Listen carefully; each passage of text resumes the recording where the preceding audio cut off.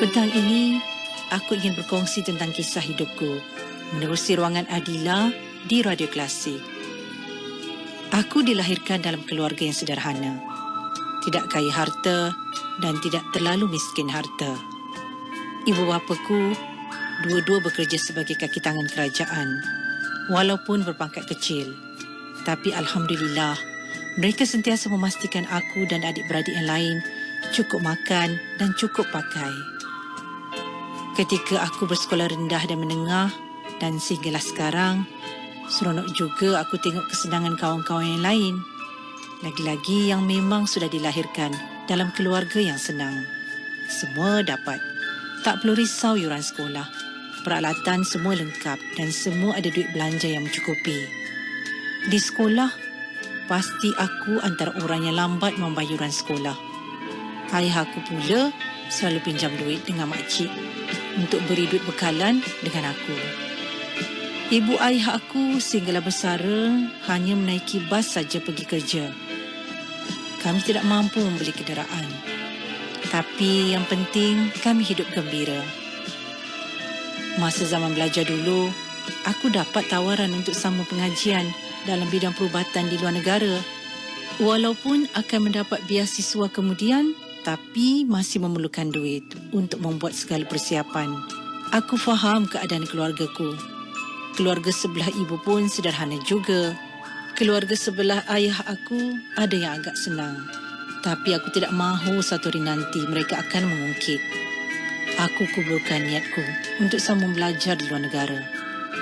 Seronoknya melihat kawan-kawan lain yang dapat meneruskan pengajian mereka.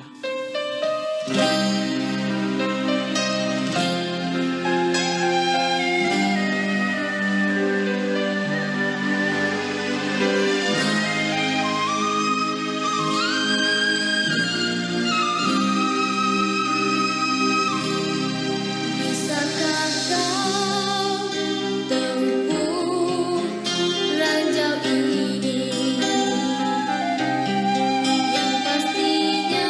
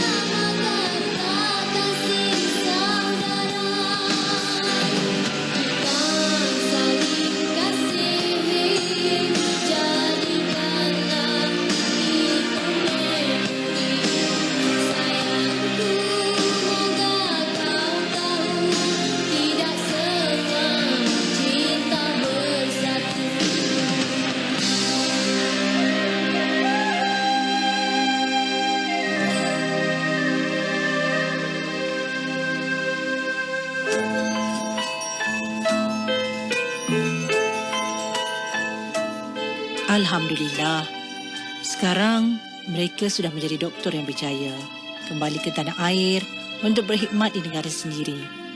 Selepas itu juga, aku mendapat tawaran temuduga untuk melanjutkan pengajian di IPTA dalam jurusan profesional juga. Sekali lagi aku tidak pergi kerana pusat temuduga berada jauh dari kampung. Keadaan keluarga tidak mengizinkan pada waktu itu. Pastinya memerlukan duit untuk tambang bas, penginapan dan duit belanja makan. Ibu ayah aku tidak tahu mengenai tawaran ni. Kalau tahu, mereka pasti akan berusaha untuk mendapatkan duit. Sekali lagi aku kuburkan niatku. Memberi alasan aku tidak berminat dengan jurusan itu kepada kawan-kawan lain yang turut mendapat panggilan. Jauh di sudut hatiku, sebenarnya teringin juga nak pergi. Tapi aku positif. Mungkin ada yang lebih baik. Kawan-kawan pun sudah selamat berkhidmat dalam kerajaan dengan pangkat yang tinggi. Aku sangat bangga dengan mereka sekarang. Cikgu-cikguku juga selalu memuji kawan-kawanku yang berjaya, terutamanya yang telah menjadi doktor dan dalam bidang profesional. Kalau dulu aku tidak mempunyai masalah kewangan, sudah pasti aku akan menjadi seperti mereka. Mungkin ramai yang akan berkata, kenapa tak pergi ke pusat kebajikan atau pusat zakat untuk memohon bantuan? Tidak semudah itu untuk mendapatkan bantuan, fikirku. Aku tidak mahu menyusahkan keluargaku untuk mengurus itu ini. Lagi pula, masa tu aku tidak tahu sangat berurusan sendiri. Itulah, kadang-kadang aku bertanya diri sendiri, kenapalah aku tidak boleh hidup senang seperti orang lain?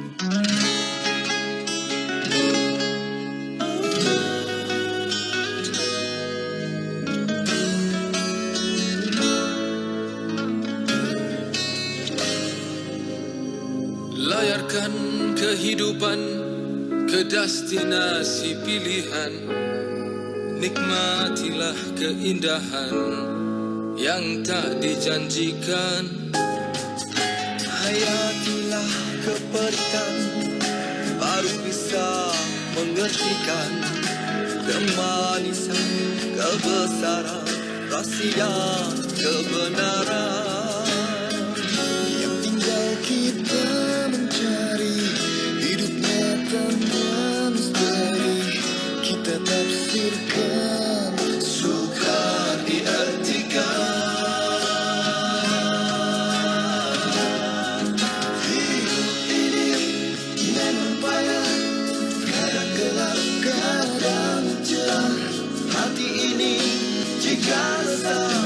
Siksa jiwa takkan sudah. Hidup ini memang payah. Ku terima, ku berserah. Hati ini bila pasrah, yang susah bisa mudah.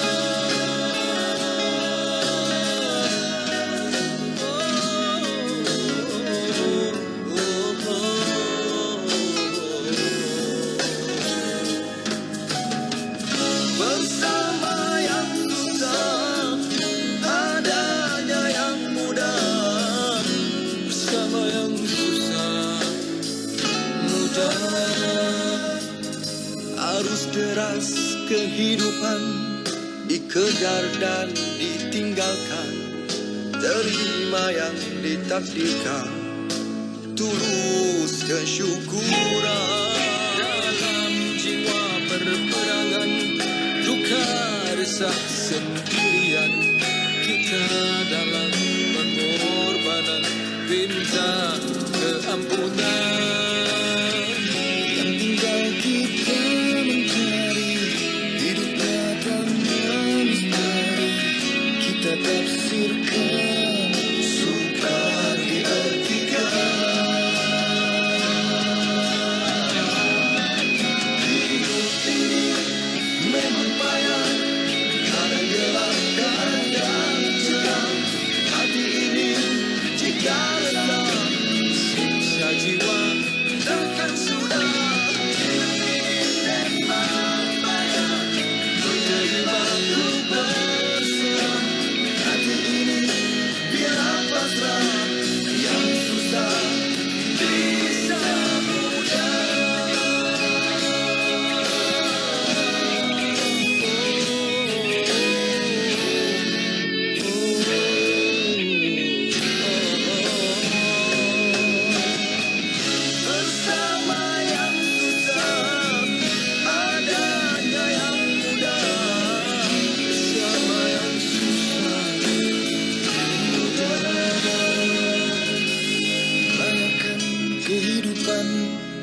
destinasi pilihan. Nikmatilah keindahan yang tak dijanjikan.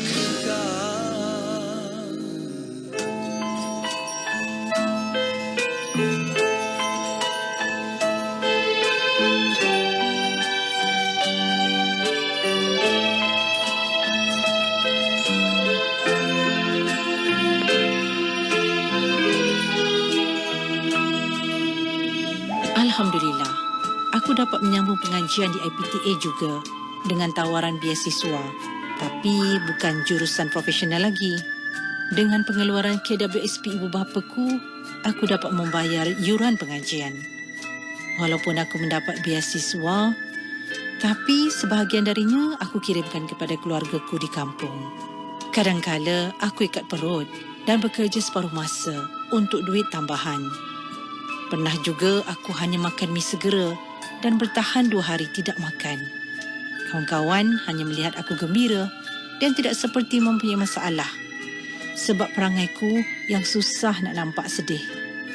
Ibuku selalu berpesan, biarlah kita sendiri tahu yang kita susah, tapi tak perlulah tunjuk kepada sesiapa pun. Begitu juga bila kita sudah senang. Sebenarnya, panjang lagi kisahku ini, tapi aku ceritakan sebahagian saja. Sudah hampir 15 tahun berlalu selepas aku menamatkan pengajian. Aku bersyukur dengan apa yang aku miliki. Walaupun aku tidak memiliki kerjaya yang hebat, gaji yang hebat seperti kawan-kawan lain, tapi aku bersyukur Allah masih cukupkan makan minumku. Walaupun tidak mampu memberikan banyak kepada keluargaku, tapi ia masih cukup untuk menampung keluargaku. Bagiku, bersyukurlah dengan apa yang diberi dan janganlah berhenti berusaha. Allah jadikan aku sebagai seorang yang sederhana. Aku mempunyai lebih masa dengan keluarga, kawan-kawan, masih mampu menampung keluarga dan pastinya semua tu ada hikmah di sebaliknya. Sesusah mana pun kita, pasti ada yang lebih susah dari kita. Janganlah bersifat dengki pada kejayaan dan kesenangan orang lain. Jadikanlah ia sebagai inspirasi untuk kita melangkah jauh. Terima kasih keluargaku yang sentiasa bersamaku. Walaupun kami tidak kaya harta, tapi biarlah kami kaya dengan kebahagiaan.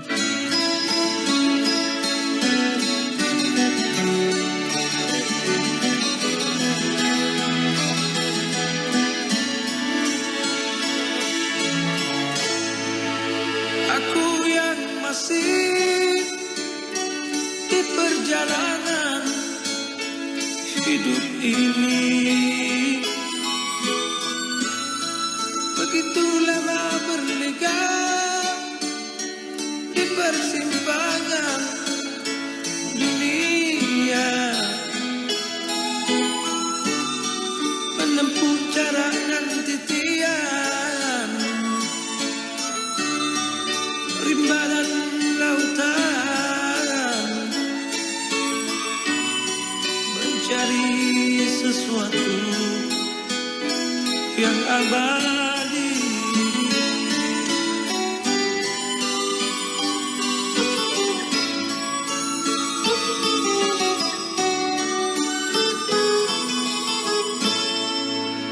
Aku yang masih di penantian hidup ini, begitu jauh mengembara ke selatan dunia,